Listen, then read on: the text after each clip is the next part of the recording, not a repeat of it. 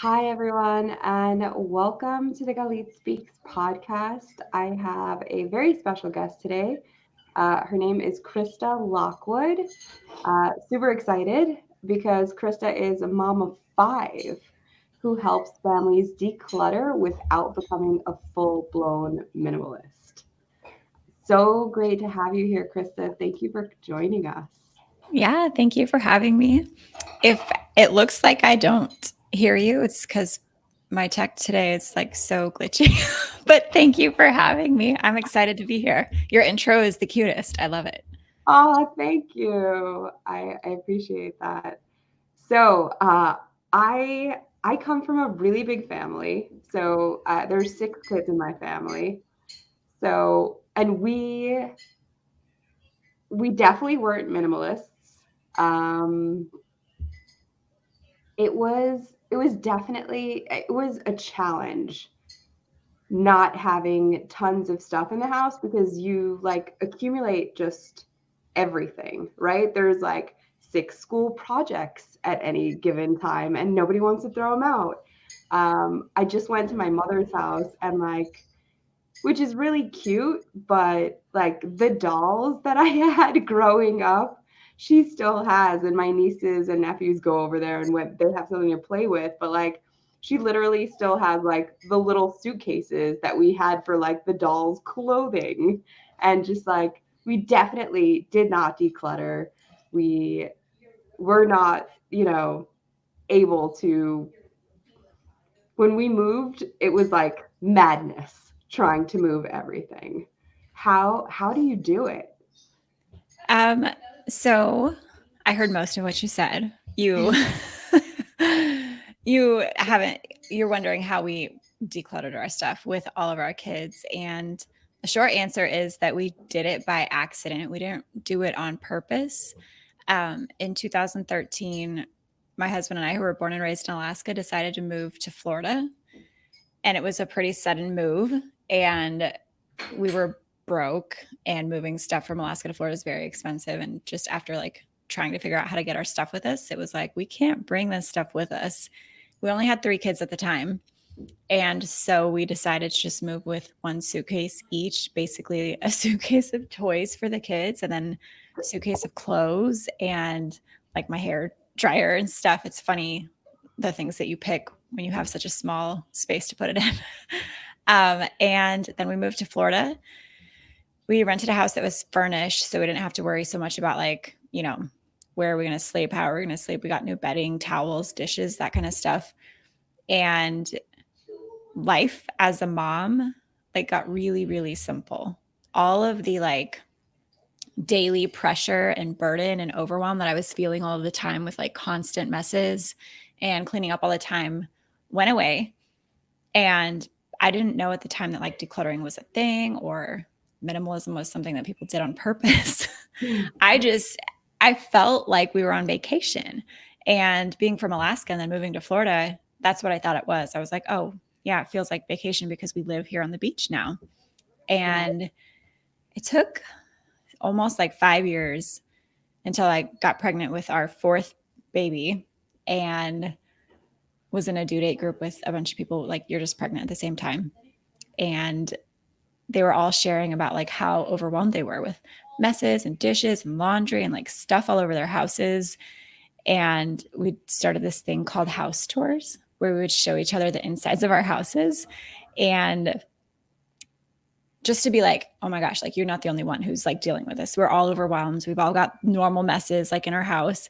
And then when I got to be my turn, they were like, wait a second, like, how do you not have any messes?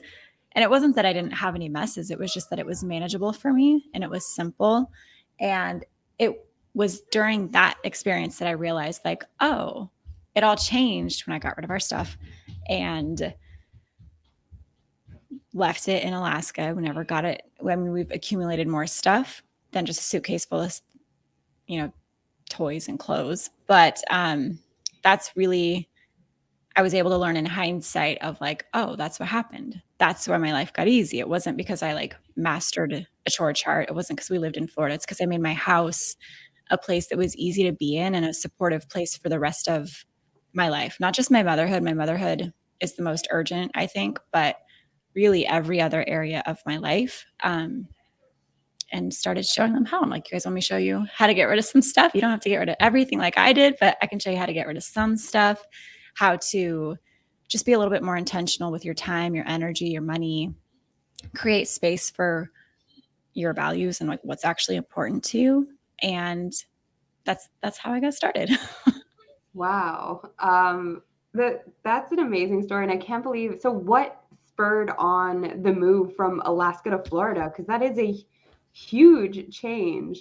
And to do that without like being able to transport your accumulations, your life, really, you know, what you built Yes, up. you froze. How did that happen?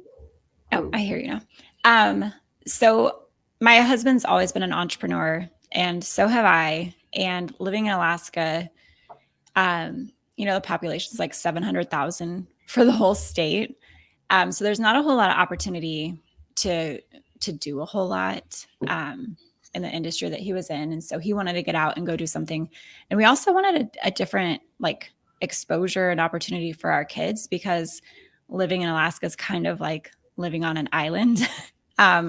We just wanted a chance to experience something more, something different. We wanted to give our kids an experience of not just an Alaska life, which Alaska is great. It's a very unique lifestyle, but we wanted to be able to just experience a little bit more diversity in all kinds of areas. There's not a ton in Alaska. So it was just a pursuit of something more for our businesses, but also for like the family and things that we wanted for our kids. Wow. Yeah, that's amazing. I haven't had a ton. I have been to Florida a bunch. I have not ever been to Alaska, but have some experience because one of my employees, she was from Alaska. So I got to hear stories, and it was very, I know that she had a very hard time, you know, kind of like a culture shock, because at the time my office was in New York, and she moved, you know, from Alaska to New York, to a very urban area, which was densely populated. And it was like a major culture shock for her. Did the same kind of thing happen for you and your family when you got to Orlando or to Florida? Yes. Yeah. It was culture shock for sure. We moved. Well, my husband moved. He accepted the job like on the spot. So he went down and interviewed, accepted it on the spot. And then they were like, we'll give you 6 weeks to, go back home and figure out a plan for how to get here. And then on his way back to Alaska, they were like, actually, we need you here next week. And so he didn't have a whole lot of time to like find, explore area. No. Oh, you're still here? Okay. Yes. I see you. Which was fine. And we ended up moving into a neighborhood where my kids were the only ones who spoke English. Everyone else spoke Spanish. And that was interesting.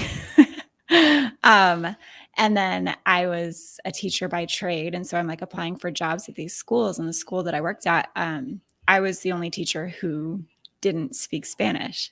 And so like there's a language barrier like right off the bat, which is a form of culture shock. But then culture shock in general, like living on the beach, like climate shock, the lifestyle of Florida, the like different just exposure to things that you didn't have in Alaska. It was a lot. And that was one of the reasons that we wanted to move. We just didn't expect, I guess you can't really expect that. Like when you're from a bubble, you don't really know what to expect and you just throw yourself into it. And it was great. There's so much that I learned, that I had the capacity to like really dive into. I think because my house was so simplified, like I just didn't have the running to-do list in my head anymore of like, I'm going to go to work and then I'm going to go home and I'm going to like try to get caught up and make dinner and, be resentful towards my family because nobody ever helps me clean up. Right. That stuff was gone. And so I got to have really great conversations with people, really great conversations with families. The families that I worked with, who a lot were, had just immigrated. A lot, there was language barriers. I didn't speak Spanish, and then they didn't speak English, and we're like, I don't know how to talk to you about, how your kid did at school today. It was, I really enjoyed it. It changed my perspective on a lot of things, and I think gave me a really, just a different level of understanding of what it's really like to live here in the US. Yeah. So what's interesting is when I think of Florida, I don't necessarily think of a place where people have less stuff. How is it, in what community do you live in Florida? Oh, so I lost you for just a second, but actually, so we in Florida, we were Southwest Florida. The first town we lived in was called Bonita Springs, and then we moved up towards like Tampa Bay area. But since then, we left Florida in 2016 and went to Idaho. And then we had kind of a similar experience of Alaska inside of Idaho, where there's just like not a lot of diversity. You're kind of in a bubble, Yeah. which was weird. But then it was like, I don't know how much I'm allowed to say on your show, but like Everything. I can let it go. Okay. So Alaska is isolated in a bubble in that it's very white. There's not a lot of diversity. And the diversity that is there in hindsight, I realize is actually super racist and very offensive, harmful, like just really harmful. Like my parents adopted my sister who's from like a native village in Alaska, which, when we're adopting her, everybody's like, yay, this is so great. And now in hindsight, I'm like, that was pretty messed up. Like that should not be a thing that's happening. So going to Florida and having different experiences there was really great. And then moving to Idaho, it felt a lot like Alaska, where it's like very white, like not a lot of diversity. But then there was a really strong religious component that came into it that wasn't in Alaska. Alaska didn't really have that. And we enjoyed Idaho for a couple of years. And again, got to a place where we're like, can we go somewhere else? Like we want to have, different exposure for our kids to see different kinds of people, like different kinds of life, like opportunity to be around things. And so we moved to California, a great place for diversity. Yeah. And it was great, but it's expensive, especially with 5 kids. And so we were in Orange County for a little bit, and now we're in Ohio. So it's interesting. Yeah. I have to say that being able to declutter and move with very little probably helped you a lot in those moves. Because I know, like, I just, so I used to live in New York. I live in Arizona now. And although I didn't move on a week's notice, between the time that I decided that I was going to move, like when I decided I was going to move to Arizona, I had never been to Arizona before. I didn't know anyone that lived here. My boyfriend, now my husband, but like his mother had visited Phoenix and Arizona before, and she said it was nice. And we were just like, we need a change, and just decided. And within 6 weeks, we were driving cross country with like our stuff in a van. And I will not say that I am not a minimalist at all. It was crazy. We had to transport like we had to like taper down our belongings and transport it in a pod cross country, and then drive the rest in a van with us. We like just rented a camper van and drove it cross country. But since we were only supposed to be here for like 6 months, and then we were supposed to go back to New York, so we're like, wasn't going to be a big deal. And then we loved it and decided to stay. And since then, I ended up closing down my office in New York and had to transport 2 more pods full of stuff. And it is so emotionally taxing and so stressful, and just the amount of also money involved in doing that and just like transporting this stuff, which it wasn't even like when I closed down my office, I transported furniture. But when we first moved, we did it the same. We got a fully furnished place, and then we ended up moving to an unfurnished place and had to buy all new furniture. So I'm like, just in my head, thinking about all the moves that you've done and how I could not like fathom having to do that over and over again with like this. It's just my husband and I, but Yeah. having to do that with like 5 kids in tow. So Yeah. for someone like me, what would you say would be like the first step in kind of reducing that mental and emotional burden of just having stuff? Yeah. I will say it was a huge, it stopped freezing too. So I don't know what happened, but yay, I can just like see you now. Um, you're not alone in that. So when we moved from Alaska to Florida, I was freaking out the entire time for the same reasons that you said. I'm like, this is our stuff. Like when I look at it, I see piles of money, either piles of money that I spent and wasted, or piles of money that I'm gonna have to pay for it again to get it again. Right. And then just seeing like, my kids' lives, like these are the toys that they played with, these are the clothes that they played with, this is the stuff that has made me feel secure, like my needs are going to be met, and I'm letting it all go. Like I it sounds dramatic, but when I felt like we were going to get to Florida and we were like going to starve, and I was not going to be okay. Like my survival instincts just kicked in, and it felt super unsafe. I felt super insecure. I was like, I'm never going to make any more money, and we're going to get there, and we're not going to have a house, and this job isn't going to work out, and I have kids to feed, and I'm such an irresponsible parent, like just all of these things. And because we did it in such an extreme way, I got to see evidence of like, oh, nothing bad actually happened. Like all those things that I thought were going to happen, they didn't fully happen. Um, and I was okay. And so that gave me some security to be able to do it again. Like when we moved from Florida to Idaho, and then Idaho to California.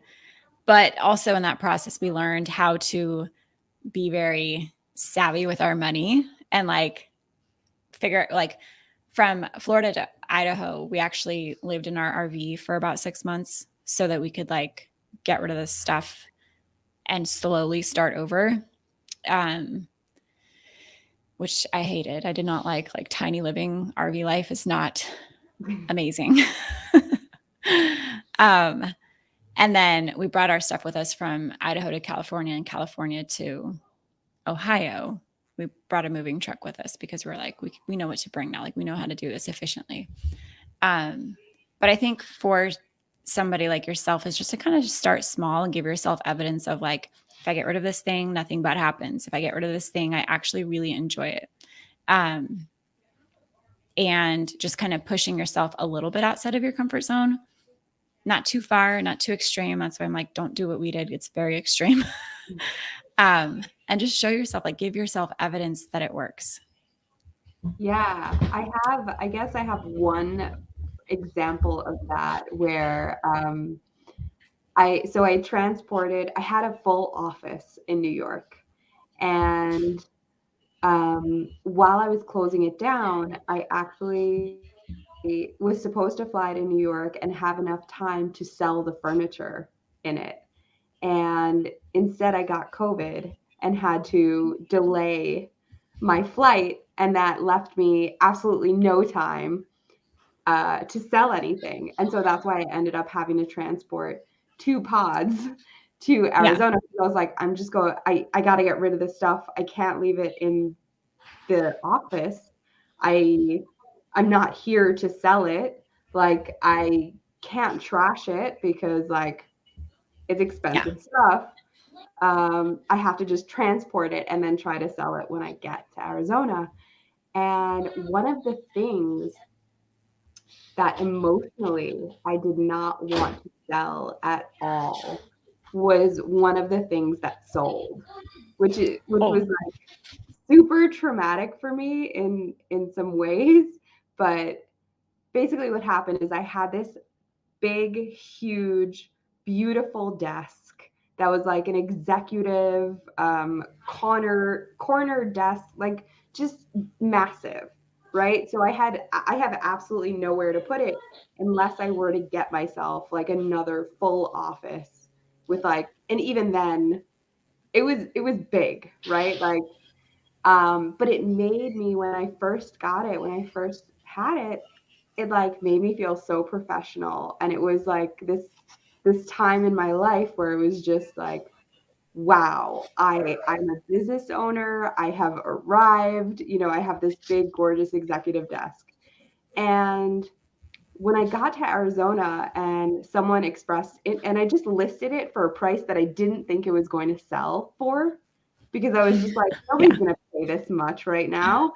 Um, and when somebody approached and like wanted it, I went through like this huge mental like roller coaster of like, oh, I'm like giving up this part of me, this feeling like, the thing that I identified with my success, and something that like I had this crazy emotional attachment to.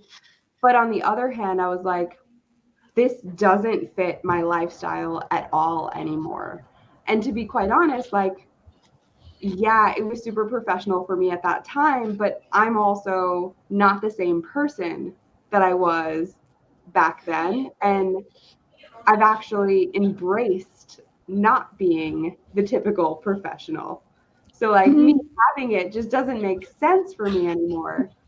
And I still cried when they when they came in and they picked it up, and like I put it in their car, and I was just like completely destroyed.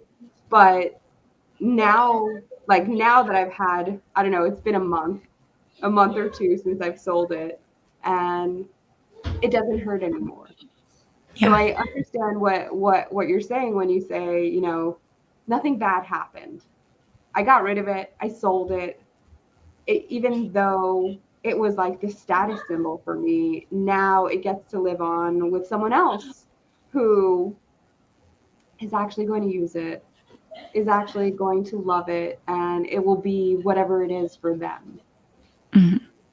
I love that. I have two thoughts on this. And the first is that when I tell people like give yourself evidence of like nothing bad happens, that's kind of like the base level. I think that's we want to show ourselves that like yes, we're okay. But like you said, decluttering our stuff and like choosing what to keep and what to not keep and acknowledging, things that maybe we've outgrown or just don't fit who we are anymore allows us like decluttering is directly tied to the way that we can process our emotions, which I think is a really powerful thing because I mean at the end of the day decluttering is a loss, and so when you're letting go of your stuff it's like sometimes bigger, certain things are more intense than others, but it really is a grieving process of like maybe it's grieving your old life or the old season of your life where that's the role that you were in and you loved it and it was great. And now it's different and you still love looking back on that, but it just doesn't fit where you're at right now. Like going through that grieving process and actually letting go of the items sometimes, like physically, is very therapeutic in a way. I don't think you have to rush yourself to go through, like, sometimes you're like, I don't have space for this thing. Like, I have to let it go. But, for like me, and having kids and we're not having any more like my youngest is 3, she keeps like popping up right here in the camera too, so if it looks like I'm distracted it's her. All good. um but it's the last baby, and so there's a lot of things that I'm like we're never going to have this around again, and I know we don't need it anymore, but I'm not quite ready to just let it go. And so it sits in the closet for a little bit longer. And I'm not keeping everything, right? You know, like you're like, we've got all the dolls and drawers of stuff from forever. I'm not keeping everything just because, like, practically we don't have enough space in this house to keep everything from the past and everything that we need now. But, you know, I'm not rushing myself through the, you know, basically a grieving process of a season of my motherhood. I have many great seasons to look forward to, but, you know, like this one is ending. So now I'm sad. Yeah, I think that's a really healthy way of looking at it, of like, this is a season of my life and I'm not ready to let go of it, and giving yourself permission to keep a few things. How do you decide which things you keep from the season and which things you get rid of? So for me, like myself personally, and the way that I teach it to moms is to like find the balance between like logical decisions that support your emotions, and then if you're stuck on the logistics, maybe find a little bit of emotion to support your logical decisions. So an example of this would be, you know, say take me for example. My youngest is 3, and there are things that we don't need anymore, like a crib or, you know, certain baby seats, baby clothes, like that are pretty big and bulky and they get in the way of our everyday life. Like for me, I'm going to get rid of those things because I do have other kids in this house. We just don't have room to be stepping over these things that we don't have a direct purpose for anymore. So I get rid of those things logistically. I'm like, I'm really not going to miss them. Yes, I miss this season of my life. But the things that I do keep are the things that are smaller, that, you know, have a lot of emotion attached to them still. Like my kids have this pair of green shorts that we got for our first son. And they've all worn those green shorts. Like those green shorts, they don't take up a lot of space, but they're like very emotionally charged. And so like I can keep them in my nightstand. Like I joke about it. Like I'll probably be keeping these in my nightstand until I'm like 95 years old. Because logistically they're not in the way and emotionally they're very potent, right? So just trying to be logical about, you know, what can I actually manage to keep, what makes sense to keep. Even for like baby clothes, I joke with people like it's not very sentimental to keep like 3 boxes of baby clothes that you don't even know what's in it, because that's just overwhelming and takes up a lot of space. Like if you can find just a handful of outfits that you're like, I remember this outfit so clearly, we've got photos in it, things that like spark a memory or spark a conversation, like you would invite a friend over. You wouldn't pull out like 3 bins of baby clothes and be like, let's talk about my, you know, my motherhood season that's over. But if you pulled out just a handful of things, you'd be like, oh, I miss this so much, right? Because it's not overwhelming. It gives space for the emotions. Yeah, that's really beautiful. I love that. So a while back I did some decluttering. And you know, there was like a whole big thing on Netflix when Marie Kondo came out. And that's really when I did it. And there was this idea that I loved about it, which was looking at each item and seeing if it sparked joy. So I feel like you're saying the same thing, but you're also not just, because joy is maybe a little bit limiting because we have more emotions than just joy, right? So I love that you're allowing for like the different emotions, and it's more of like a holistic approach to decluttering, right? It's not just like your joy that has to be sparked. It's also, you know, fulfillment. It's also, you know, the these memories of times that have gone by, and that you won't get back. Yeah. And I don't know if you've ever looked like have you ever looked at the feelings wheel? A little bit, yeah. A little bit. I was looking at it the other day and I was like, only one of these spots is like an overwhelmingly positive emotion that like focuses on joy. Like the other ones are either like neutral or nuanced or just like what people would be like perceiving as negative, like anger. right? And so now when I'm like looking around at stuff, because I tell people often, like, just because it makes you feel something strong doesn't, like when you're looking at your stuff, doesn't necessarily mean that it's making you feel something like positive or worth keeping around. Like a lot of times people go through a divorce and they're like, I've had a lot of women who go through divorces and they're like, I have wedding photos and wedding albums, and I feel like I'm supposed to keep these because it, I guess that's what people do.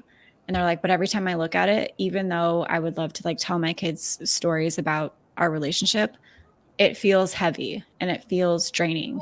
And so I'm like, you don't have to keep them. Or maybe you just choose to keep a couple of them. You don't have to keep them all. And if they're making you feel heavy and drained, find a different way to tell the story, right? Like find a different way to honor that relationship that you had. You don't have to keep it all. And so, yeah, I think that's an interesting thing too, is to look around at your stuff. Like I had a belt, sounds weird, that I got in high school, and I kept it up until like maybe a year and a half ago. This belt and like this like pullover hoodie thing that I hiked all around Alaska in. And I'm like, it made it from Alaska. Somehow it made the cut to come to Florida, even though it's like this really hot pullover hoodie thing. Like, why would I bring that to Florida? But I did. Came to Idaho, like California, to Ohio, like all these places with me. And I remember just like one week being like, oh my gosh, like I've had this stuff for a long time. And like my childhood really sucked. Like even my high school childhood, when I got the belt and when I got the hoodie. And it was just like this, like, I don't know, something like shifted. And I was like, I feel like if I got rid of this stuff, like I could also let go a lot of like old emotions and like old stories that I just don't want to be thinking about anymore. And it was amazing. I was like, not even going to try and donate this stuff. It's like 15 years old. I'm going to just throw it away. That's okay. Like nobody wants those bad vibe belt anyway. Like it's got to go. Yeah. Yeah. I love that. And when you were talking, I was actually thinking about, so first of all, like we have so many opportunities now to make additional things without having to consume. So, without having to buy more. So like those wedding albums, like you could turn them digital and, save them in a file for your kids to have later. You don't have to keep the physical item and keep that, memory.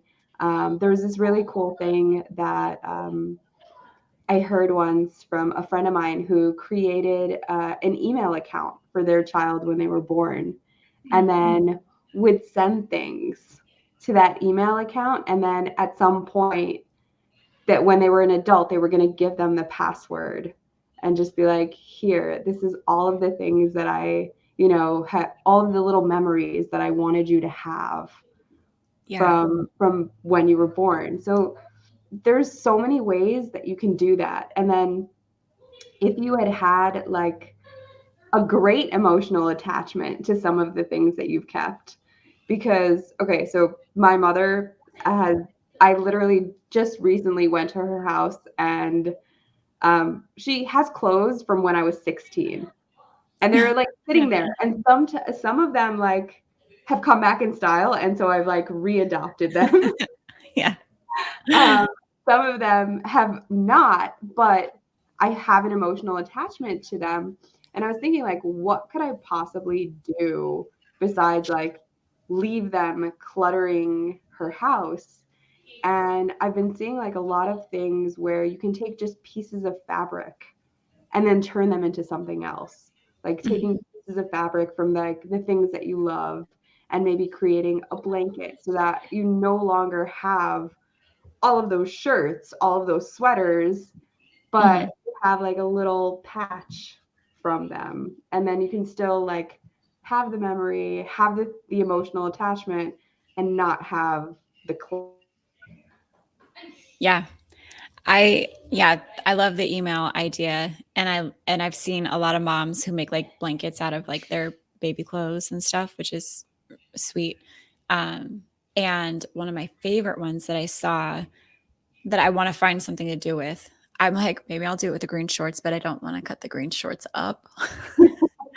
um, but I think it was for wedding dresses, or maybe even like a prom dress would work too. But this lady like does like a pretty like outline sketch of the person, and then takes a cut of the fabric and uses the actual fabric like as the dress on the canvas. It's really Oh, pretty. Yeah. And I'm like, oh, I would love to do that. But yeah, there's so many creative ways to like create something beautiful out of your stuff that you're like, I don't really want to keep all this, but I don't want to let it go. And you can just create it into something, like make a piece of art out of it. I think that's an amazing idea. yeah.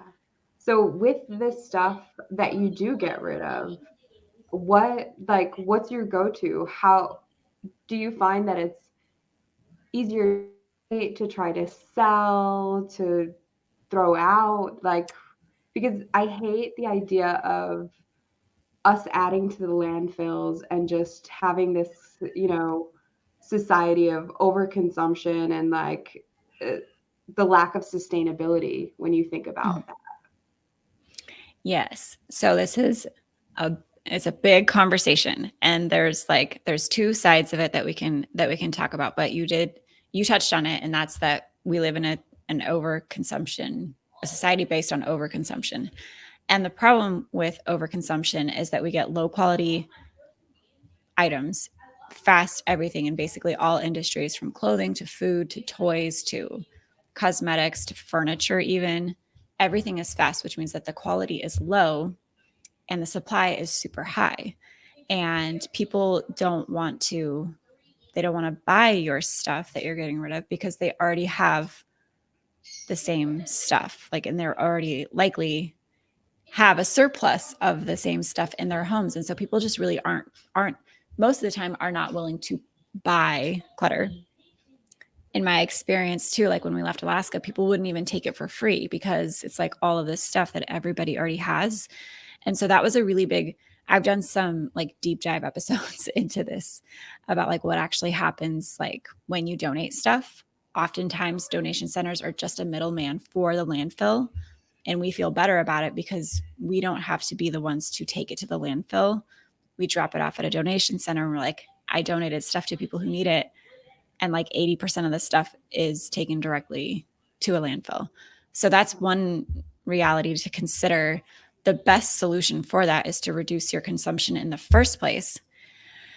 And I just found out a really awesome company called the Flourish Market, and they only source from sustainable vendors. So she's very proactive in like sourcing from ethical companies, and she's got a wide range of products and a wide range of prices, like $5 to like $20, like bath and body like soaps and stuff like that, and clothing and backpacks, and she's amazing. So like my point is that reducing the consumption in the first place is the best thing, as much as possible, trying to find ways to buy sustainably.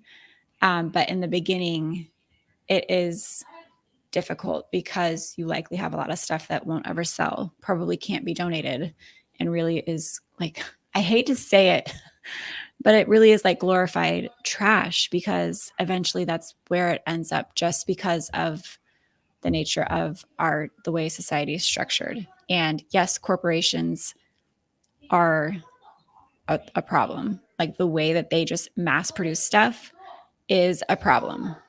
And we also have a responsibility to look at our end of it, of like, do we want to keep buying it? Like, do we need to keep purchasing this stuff, or should we stop? So yeah, I'd love to hear your thoughts on it though. It's Yeah, like such a nuanced conversation that I'm like, I don't know what the answer is. yeah. So I have definitely taken steps to. I make an effort not to buy mass-produced items. I buy a lot of stuff secondhand, or so it's funny. So with clothing, I don't buy clothing anymore from regular stores. I rent my clothing. I Uh, love it. So I use Rent the Runway, and I know that it's not for everyone, but I started it like um I would say 4 or 5 years ago already now. Um, and just don't have to buy clothes anymore. And I just rent them. And then it's super easy because, like, first of all, I get to have new clothes all the time. And I do not have, that kind of fills that need to keep buying new stuff because I get eight new pieces a month. So like I'm always like renting and returning, and I know that someone else gets to use it. Plus, like, it's beautiful clothing. It's clothing that I necessarily wouldn't. Okay, so most of the things I wear, I would never buy in real life because who who in my life really buys a $1,500 dress? Like, I wouldn't do that. Right. I couldn't do that. Even, the closest I've gotten to it is my wedding dresses. And even those, like, I spent less than that, like, than some of the clothes that I wear on a regular basis, which is, it's just crazy to think about. Yeah. So that's like one of the things that I've done to try to get away from buying stuff in like regular stores. The other thing that I love is when I do buy clothes, because every once in a while I do, they're always vintage. And so I Yeah. love buying vintage clothing. And so I know that I'm not contributing to fashion. I'm not contributing to like just things that people are throwing away. My clothes have, age, and they've got use, and people love them, and now I get to love them. And I think that's really how I've tackled it in my own life. Um, there are like a couple of things that I buy in a, like a fast fashion way, but it's like on Amazon, I will say. Like, I do shop on Amazon every once in a while, but it's usually like lingerie or leggings. Like those, those are Yeah. like the two things, like underwear or leggings, and that's pretty much it Yeah. for what I buy. Yeah. I think it's a good, like another side of the conversation that's good to have is like the accessibility piece too, because a lot of like families, especially, it's not realistic for them to only buy from a, like an ethical clothing company just for cost. Like it's not doable for them. And even when it comes to like dual working families, like, cause we can sign or thrift a lot of my kids' clothes too. But then I'm like, the amount of time that it takes to like go to a thrift store and like piece together a wardrobe for your kids, like there is an accessibility piece there that I think is important to consider. And then, but then for me, it always comes back to like reducing the amount that you consume in the first place. Like there's a company called ThredUp. I don't know if you've heard of them. Yeah.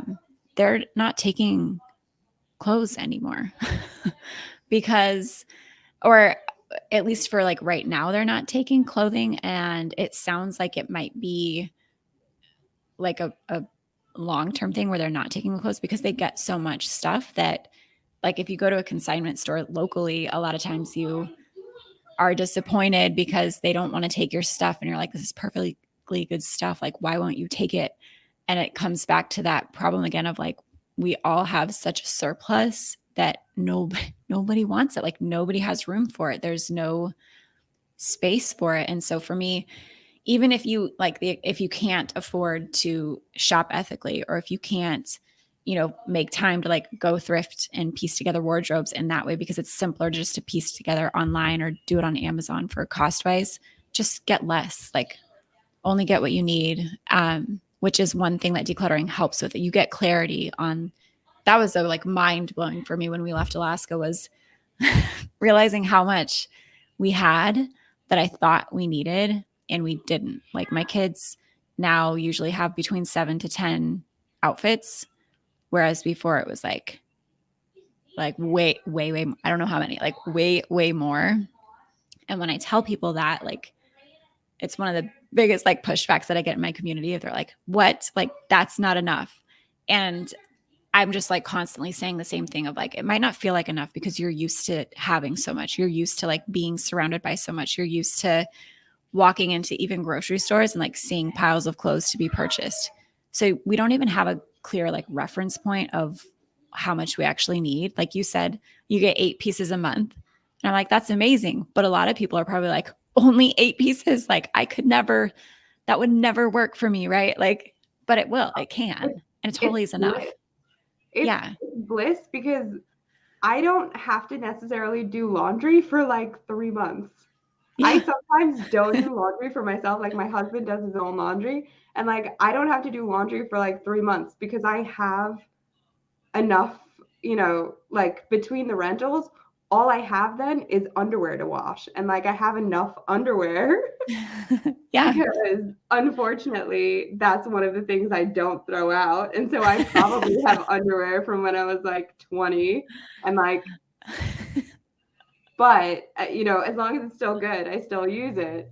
And so it's actually like really awesome. And I don't have to, it's less pressure. I feel like when you have all of the clothes and all of the things and you have to figure out the outfits to put together, when I don't use like the rental for like maybe I sent it back and there's nothing, I haven't gotten my new shipment yet, it's more stressful, right? Like I have now all of these clothes that I have to look through and like create outfits out of. Whereas, I'm just renting dresses. It's like one piece, boom, I'm done. It looks great. And then I get to return it and I don't even have to wash it, Yeah, that's amazing. That's so nice. I might consider doing that. Like now that I'm not going to have any more babies and I don't have to worry about like literally changing sizes, I'm like, I could totally do that. Yeah. Yeah. I love it. It has been something that has just been like a really, and what's great is, that those items are getting reused all the time, right? They're getting like worn until they wear out completely, right? There's not this idea of like, it's just sitting in someone's closet because we all have like a ton of clothes that just brand new or like barely worn and just sitting in the closet, never getting used, never getting worn, never being appreciated. Yeah. And like for you, like it's sustainable and supports like our resources that way. But like for you, another thing that you mentioned is like your what's that word? Decision fatigue. Like you don't have to be overwhelmed or overstimulated by the choices of like just deciding what to wear in a day because we are so overstimulated as a society and we have so many decisions to make in a day that it's just like one small thing that gives you like mental and emotional space of like just not having to worry about it. I did not realize like how burdened clothes made me feel, especially as a mom. Yeah. So I have a question about, there's been a company that I struggle with, and that's Goodwill. And that is because, technically that is a for-profit company. But on the other hand, you are reusing, right? And it is more sustainable than going to, let's say, Target or Walmart or another, kind of like fast fashion department store and just buying something new. But I kind of struggle with like not necessarily agreeing with the way that it's run and still wanting to buy things like affordably and sustainably. So what are your thoughts on Goodwill? Okay. This is a fun one. So I did an article actually. I didn't do it intentionally, but I said like, it was like, let's have an honest conversation about Goodwill. And my point of that blog and podcast was to talk about the reality of like donation centers in general being the middleman for the landfill. I didn't mean to like be like, oh, Goodwill, like I'm supporting Goodwill, right? Because I was not. And I didn't address my actual beliefs about Goodwill. I should do a follow-up to it because it's been a couple years. But I think that when it comes to us as consumers, it's a scale. It's a scale of like, what can we do that's slightly better? And for some of us, that might be Goodwill because that's what's available to us in the area. Another conversation to have is like how a lot of thrift stores or consignment shops tend to be in like wealthy, affluent neighborhoods. And so that's a conversation to have as well. So I think for me, and my stance on it is that just look for the ways that you can do better. And if there's something in you, because we all have strong opinions and like convictions and beliefs, if there's something in you that's like, I will never ever shop at Goodwill because I know they're for profit, they treat their employees like garbage, then don't go there, right? But I think the important piece of it too is to acknowledge that somebody else might not have those same strong convictions that you do on the topic. Somebody else might be making a decision that's slightly better to them, and we should just let that be. And I just see I've seen a lot of like shame and like judgment towards people, and they're like, I'm just trying to do better. I am just trying to do what I can with what I have. And so I hate to see that, if somebody's like, well, I used to buy, hundreds and hundreds of dollars of stuff from Target for my kids. And now instead I go to Goodwill because it's down the street from me and they're doing something that feels better for them. Like I would never want somebody to feel bad about that. For me personally, looking into Goodwill, I'm like, I would never intentionally go out of my way to either donate to them or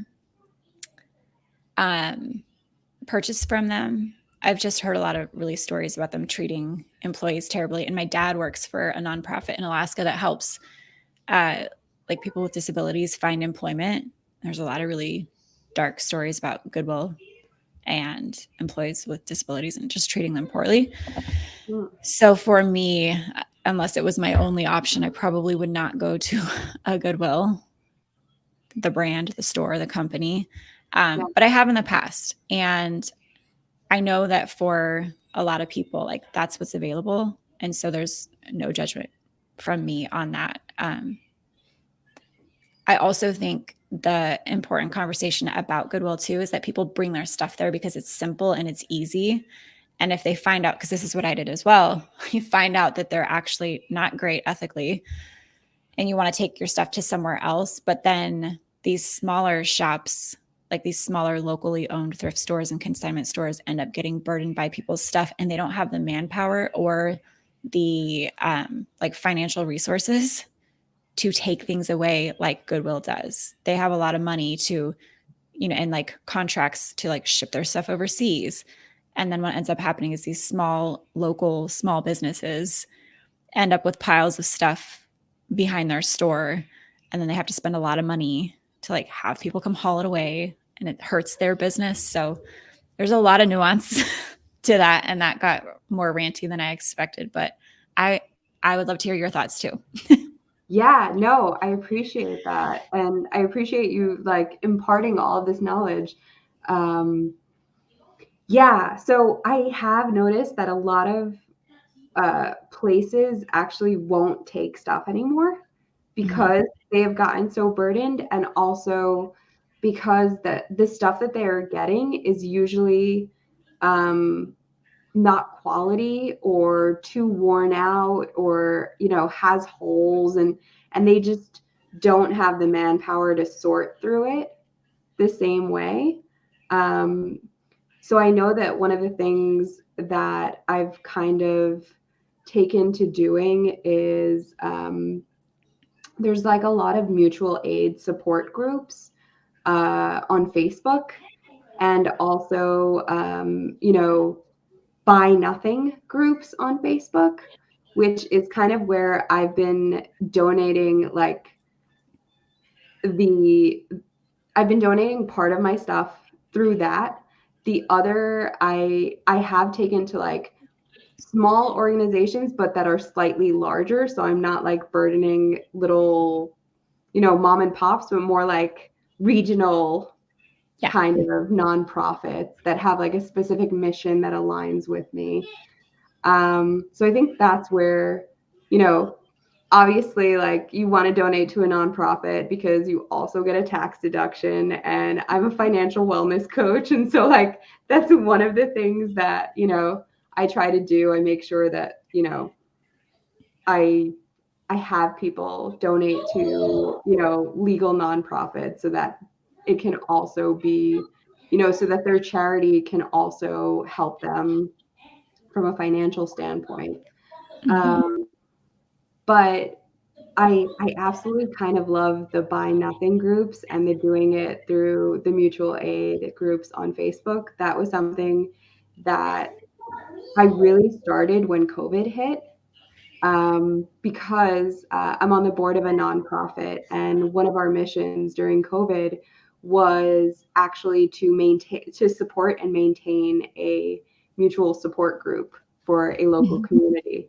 And so once I saw all of the amazing stuff that was happening in that group, and like, just, it was crazy because it started, and the part that we were like financially backing was in the beginning of COVID, nobody could go out, and there were a lot of families and elderly people that could not get groceries and not get supplies because they could not leave the house.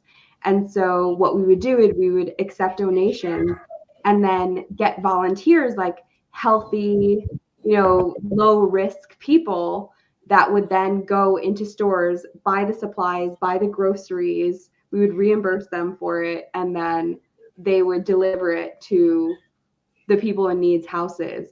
But then it just grew into like this beautiful community where people were just like, hey, I have a bed that is perfectly good and someone can use, but I just don't need it anymore.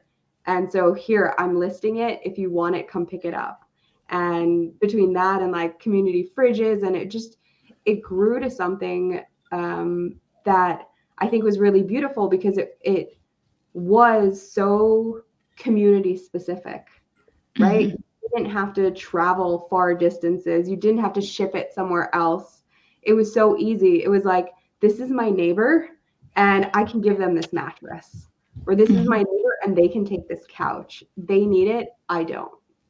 Yeah.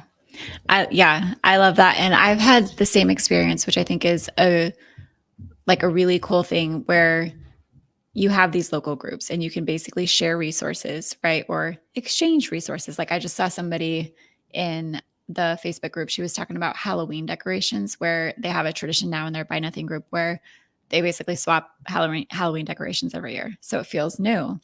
But then, like, when it comes to like when we moved from Alaska to Florida, and I'm like thinking of all these worst case scenarios of like, well, what if we don't have this? Or what if we can't afford to buy this again? And what if we need it? Relying on those like community style exchange groups or like Buy Nothing groups, it's like, I think that's a beautiful thing. If you need a crock pot, I'm sure you can hop on and be like, oh my gosh, somebody please help me. It's urgent. I need this, right? Or whatever it might be. And I love that, because I think just local communities and communities in general is a big passion of mine. Like, online communities, in-person communities, love them. I want more of them. Like, deep, true communities that you can rely on is really powerful for people. Like, just, it's powerful for individuals and like their own healing and their own like trust in society, which is, we could always use more of that. Yeah. I love that. And there's also kind of a scale, I think, too. Like, I teach a lot about scales, like trying to make one slightly better decision, one more, different kind of purchase. But the same is true with like the way that you're donating. If you're super overwhelmed by stuff in your home, sometimes the best thing is just to like get rid of a lot of stuff the simplest way possible. And then you get to a place where you have time and energy to like look up, like, who could use this? What kind of companies or organizations in my area would benefit from this? Can I drop it off to them? Like, one that I really love is Head Start. And I don't know if you know what they are, but Head Start and Early Head Start, I used to work, that was my first teaching job, but they are a preschool for like low income and high risk families. Okay. And so you can call your local Head Start and be like, do any of your families have a need that I can fulfill? I drop it off at your center. Like maybe it's like Christmas time. There's a lot of families who like would donate Christmas lights because they have extra Christmas lights and the families don't have it. Like there's, yeah, if you get to a place where you have space and bandwidth to do that, there's so many just impactful ways to share our stuff. Yeah, I mean, I just as you're talking, like, yeah, donating Christmas lights. There's organizations I know in various communities that when winter time comes around, or right before winter time is coming around, like they go out and collect coats. There, there's another. So there's this amazing woman here. I live in Phoenix, in Arizona, and in this community called Awatuki. And there is an amazing woman that creates kits for the homeless. And she like little shampoo, little conditioner, little soap, all these things. But she doesn't want to contribute to overconsumption of, the little plastic bottles and all of that stuff. So she like puts out a call every few months to the community of anyone who has medicine bottles, like those little things that they give you your medicine in, and she cleans them and then puts shampoo in there or puts conditioner in there, and then she's able to like reuse it. So that's another thing. I like save up all of my prescription bottles, and then every few months she like goes around door to door, like leave it on your door and I'll come pick it up, and like Yeah. she'll go and pick it up. I've seen a lot lately. Ipsy is that Yep. company that like sends out these like makeup samples.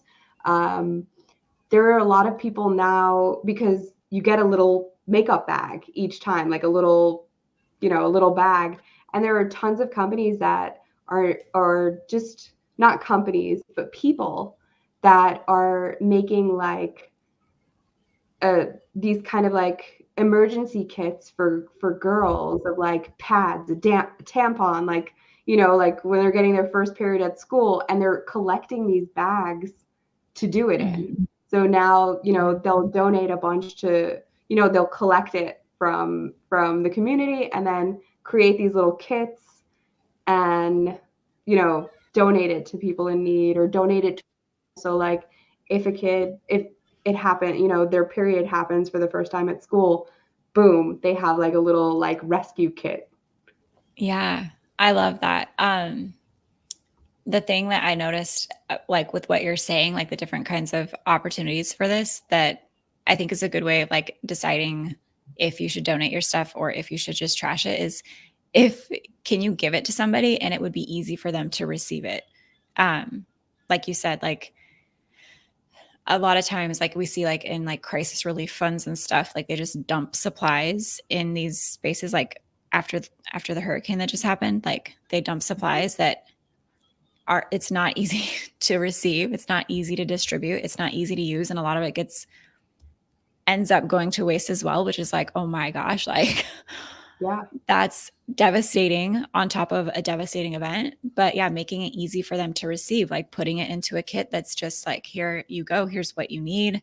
Like the lady, that's such a smart idea about the bottles. Like it's, reusing stuff, but it's easy for them to like take that and use it. So yeah, just something to consider too when you're donating your stuff. Like if somebody gave it to you, would it be easy for you to receive? Or are you just kind of like pushing your stuff onto them and, trying to feel better about like donating it? But yeah, lots of things to consider.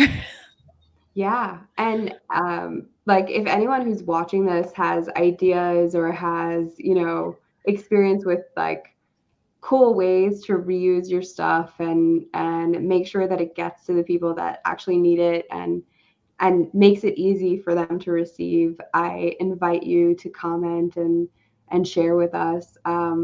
So we've actually gone over an hour, so I want to give you a chance to kind of promote yourself and tell people, like, if they want to declutter, how do they get in touch with you? Yeah. So motherhoodsimplified.com is where I keep all of my stuff. You can apply it's like decluttering is basic steps. A lot of most of what I talk about is through the lens of motherhood. So just a disclaimer on that. But I have a podcast that has lots of episodes to like just help you get started decluttering. I've got courses. I've got a free guide to help you get started. And we have a Facebook group that's really active. And so if you like this conversation about like I like how you ended it, like share with us your creative ideas. Like I would love to hear them as well. Just like, do you have ideas of something that you do? I'm always looking for ways that we can do better. Like my stepmom, she takes the plastic bags like from grocery stores and she weaves them together and makes rugs. I'm like, awesome. I don't have time for that, but maybe somebody does. Yeah. Yeah. I feel like there are so many there. If we could just kind of get the resources to the people that do have the time to do it and the Yeah. capacity to like create, it would make things a lot better. I mean, it's funny that you say about the plastic bags because I totally like as soon as you said that, I got a picture of my mom who does not use the plastic bags, but she literally takes the plastic bags from the grocery store and folds them. She like straightens them out and like folds them so that they can like perfectly like sit on top of each other and then uses them as garbage bags. That's a dream of mine. I wish I had patience to do that. Well, I can send my mother to your house and she Great. will immediately start doing that because that is what, you know how like everyone has that like ball of plastic bags under the sink. She Yeah. immediately goes, takes it out, and like starts folding them and making them neat and pretty so that they're just sitting there. I have That's just, amazing. yeah, I'm like, I don't want any plastic bags in my house anymore. So I just do not. I like, if I go to the grocery store and I don't have my reusable bags, I just refuse to buy more than I can carry. Yeah, you're like me. I'm like this. I'm like, I got this. And I'm just Yeah. like, I'll just pile it up until like I can see over the top of it and I'll Yeah. be fine. Because like I cannot have I have enough Yeah. plastic bags and Yeah. but yeah. I can But I relate. love the idea of like sewing them into a rug because that would take care of them and they wouldn't even be folded. Yeah. Somebody start a business where we send you the bags and you just weave rugs. They're waterproof.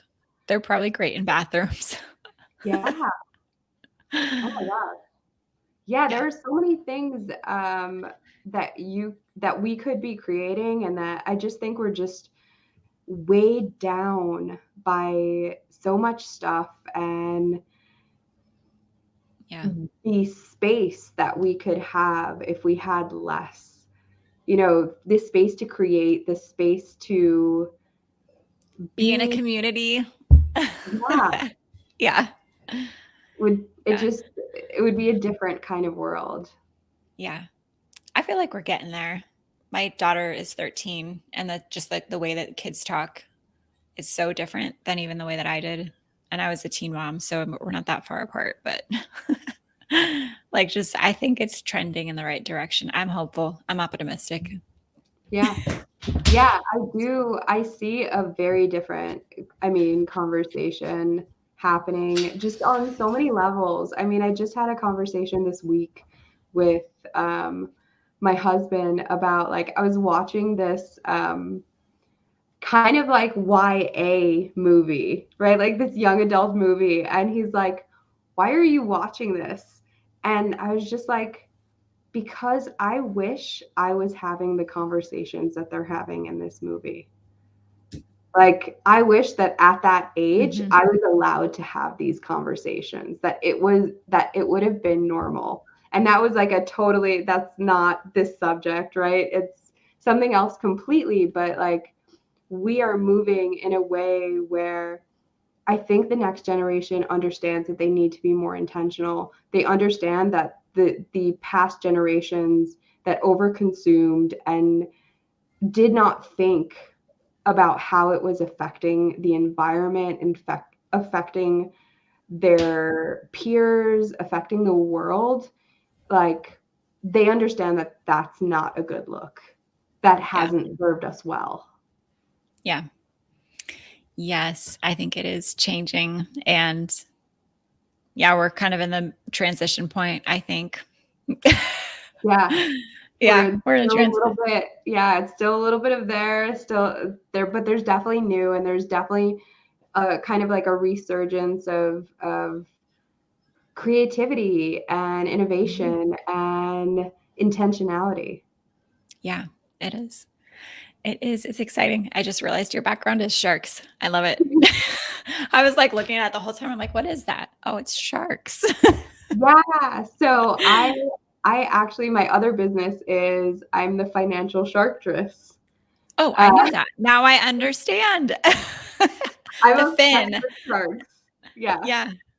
I'm obsessed with sharks. So this was actually a background that I bought when I first started doing like recording videos and stuff. And I work in an industry where I have to protect my clients' information. And so I couldn't do video. I felt like I couldn't do videos because like before I did a video, I'd have to turn over everything on my desk and like take all the files off of the wall. And it just wasn't, it didn't make sense. So I just got a backdrop and was like, I'm just going to shoot videos in front of a backdrop and it's going to be sharks.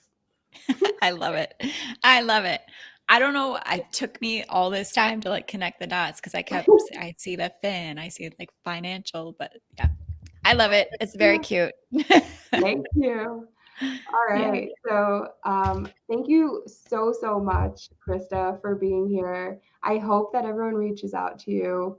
I will post all of your links. Is there anything that you want to share with the group before we? I don't think so. Just thank you for hanging out. It was great getting to talk to you. I love when I get a chance. Usually I talk just more about like motherhood and logistics of decluttering and emotions. So it was really great to get a chance to talk to you about kind of all of the bigger parts of it, like the sentimentality, the emotional, like processing, the goodwill type of conversation. I had a great time. Thank you. Thank you so much. I really appreciate it. I like that the audience got a little bit of a different side. And I love that. I love tackling the bigger topics, right? And still making room for like the nuts and bolts. So thank you so much for being such an amazing guest. Thank you. And if anyone wants to reach out to Krista, I will be posting all of the links. If you're watching this on Facebook, LinkedIn, YouTube, please make sure to share it with someone who needs to hear this. Like, subscribe, do all of the things. And if you need to reach out to me, it's Galit Speaks on all the social media. Thank you so much again, Krista, for being here. This was amazing. And like an hour and 15 minutes just like flew by for me. It did. I'm so glad that my tech like started working too. Cause the first I was like, oh my gosh, I can't, I hope, can I hear? But it worked. So yay. Thank you. Thanks. Have a great night, everyone. And I'll see you next week for another episode. Bye. Bye.